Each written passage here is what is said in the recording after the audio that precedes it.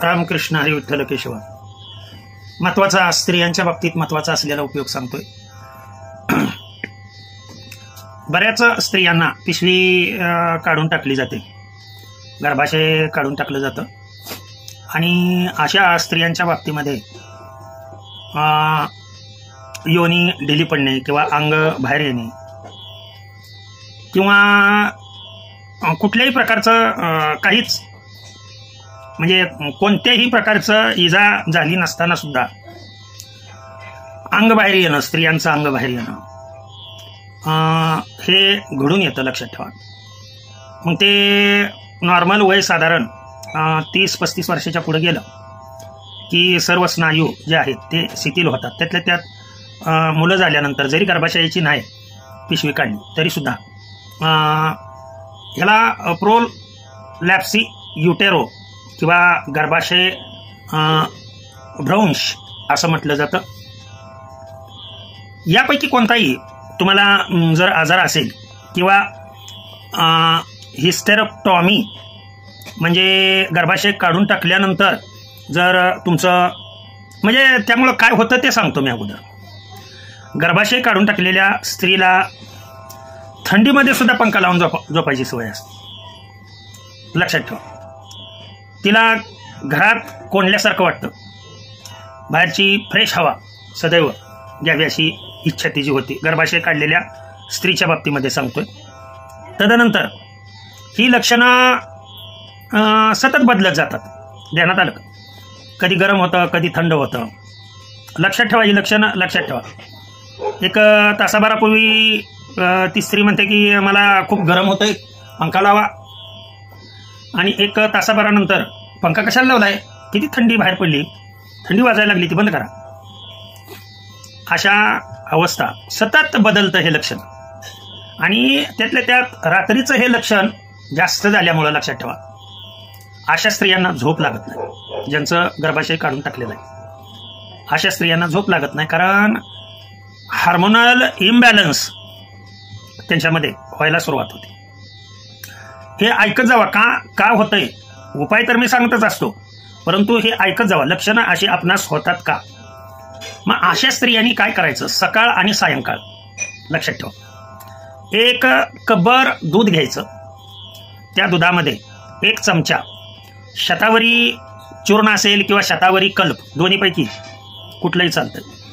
चूर्णाच्या स्वरूपात किंवा कल्पाच्या स्वरूपात जरी असलं, 1 चमचा शतावरी चूर्ण किंवा कल्प आणि 1 किंवा 1.5 कप दूध, कोमट दूध असावं, त्याच्यामध्ये टाकायची. ती चांगली मिक्सअप करायची. सकाळी अनुषापोटी किंवा आंघोळ केल्यानंतर घेतली तरी चालेल, चहा प्यायच्या अगोदर. आणि सायंकाळी जेवण झाल्यानंतर घेतली तरी सुद्धा चालू शकतं. हा एक उपाय मी सांगितला की याने तुमचे हार्मोन्स हे बॅलन्स व्हायला मदत होईल. आता दुसरा अतिशय महत्त्वाचा उपयोग मी सांगतोय. योनी अंग बाहेर काय येतं किंवा बाहेर आल्यासारखं वाटतं, तर वजायना म्हणजे योनीच्या तेथील जी त्वचा आहे ती पूर्ण सैल झालेली असते, लक्षात ठेवा. आणि योनीचं छिद्र जे आहे ते शिथिल झाल्यामुळं, सैल झाल्यामुळं गर्भाशय ज्यांचं काढलेलं नाही त्यांना आपल्या योनीतून काहीतरी बाहेर येतंय आणि आलेलंच असतं. ही वस्तुस्थिती आहे ती मी तुम्हाला सांगतो. तर आकुंचन पावण्यासाठी हे स्नायू जे आहेत, योनीच्या तेथील स्नायू, वजायनाच्या तेथील स्नायू, हे एज्युकेशनल व्हिडिओ आहेत, लक्षात ठेवा. त्याच्यामुळे याचा म्हणजे कुणी सेक्सशी संबंध जोडायचा नाहीये. गर्भाशय काढल्यानंतर किंवा स्त्रियामध्ये उद्भवणारे हे रोग आहेत आणि हे व्यवस्थित होण्यासाठी मी हा उपाय सांगतोय. तर ते संकुचित झालेले, डिले झालेली जी वजायना आहे ती टाईट करण्यासाठी किंवा हे प्रोलॅप्सिस युटेरो होऊ नये म्हणून सायंकाळी फक्त 1.5 कप कोमट दूध घ्यायचं आणि त्या दुधामध्ये लक्षात ठेवा 1 चमचा एरंडीचं तेल. लक्ष द्या मी काय सांगतो. ज्यांचे हे योनी अंग बाहेर येते त्या व्यक्तींनी हे सांगितलेले 2 उपाय केले आणि सकाळ सायंकाळ, सकाळी 9 वाजता आणि सायंकाळी 6 वाजता नुसतं 1 कप पाणी 1-1.5 कप पाणी चहाच्या ऐवजी तुम्ही ही केला उपाय तर चांगला तुम्हाला फरक पडू शकतो. अद्रक किंवा आलं किसून त्यामध्ये टाकायचं, इतर कुठलाही पदार्थ टाकायचा नाही. नसेल तर तुळशी ड्रॉप मिळतो, ते तुळशी ड्रॉप टाकलेलं जर पाणी तुम्ही पित असाल लक्षात ठेवा, तर तुमच्या कुठलीही त्वचा जी आहे ती सैल पडणार नाही, संकुचन होणार, म्हणजे त्याचं कॉम्प्रेशन होणार. आणि ज्या भागातून हा आतला भाग बाहेर आल्यासारखा वाटतोय ते जर छोटं झालं तर सर्व कुटुंबासाठी सर्वांसाठीच हा एक प्रकारचा अतिशय उत्कृष्ट असा मी या व्हिडिओमध्ये फायदा सांगितला. चांगल्या कामासाठी हे सांगितलेलं आहे, गैरअर्थ याचा कुणीही घ्यायचा नाही. माझ्या माता भगिनीसनी बऱ्याच जणांच्या कमेंट्स आल्या, त्या कमेंट्सवरती हा व्हिडिओ बनवतोय.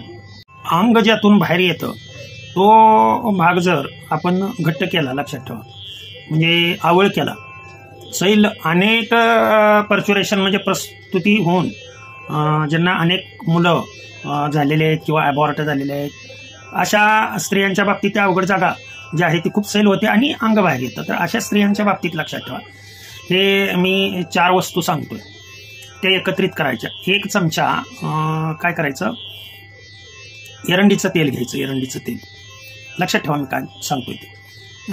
एका खडबडीत पृष्ठभागावरती अर्धा चमचा तेल होता आणि त्या अर्ध्या चमच्यामध्ये आपली डाळिंबाचं जे फळ आहे त्या डाळिंबाच्या फळावरची जी साल आहे ती साल उगळायची अशी, लक्षात ठेवा, काय उगळायची अशी पूर्णपणे घासून घासून घासून त्याच्यावरती उगळायची. त्यानंतर बोरीचं झाड आहे त्याचं पान मिळालं तरी चालतंय किंवा बोरीची साल मिळाली तरी चालते. ही बोरीची साल किंवा हे काहीच नसेल तर फळ मिळालं तरी चालतंय, लक्षात ठेवा. हे फळ ही त्याच्यामध्ये त्याच अर्ध्या चमच्या ह्याच्यामध्ये असं उगळायचं, व्यवस्थितरित्या उगळायचं. आणि आणखीन एक सांगतो, 3रा पदार्थ, पांढरी सुपारी, जे लोक सुपारी खातात ना, पांढरी सुपारी ती त्याच्यामध्येच उगळायची, पूर्णपणे अशी उघडून हे सगळं जे अर्ध्या चमच्यामध्ये एकत्रित केलेलं आहे या अर्ध्या चमच्यामध्ये पुन्हा अर्धा चमचा एरंडीचं तेल ओतायचं. लक्षात आलेलं असावं असं मला वाटतं. आणि हे जे तेल आहे तयार केलं एरंडीमध्ये, हे आपण मिश्रण तयार केलं ना, लक्षात ठेवा. मग काही ठिकाणी बोरीची पानं मिळाली नाही तर बोराचं फळ मिळेल, साल नाही मिळाली तर. तसंच डाळिंबाच्या फळावरची साल तर मिळते आणि सुपारी काय कुठल्याही दुकानामध्ये मिळून जाते तुम्हाला. तर किंवा असंही केलं तरी चालेल, पाण्यामध्ये हे तिन्ही उगाळून घ्यायचे. आलं का लक्षात? डाळिंबाची साल, बोरीच्या झाडाची किंवा फळाची साल आणि सुपारी पाण्यामध्ये थोडीशी उगाळून घेऊन ते पाणी त्या ह्याच्यामध्ये मिक्सअप करा आपल्या एरंडीच्या तेलामध्ये आणि ते हळुवारपणे अवघड जागी बाहेरच्या बाजूने पूर्ण बोट आतमध्ये असं फिरवून व्यवस्थितरित्या लावलं.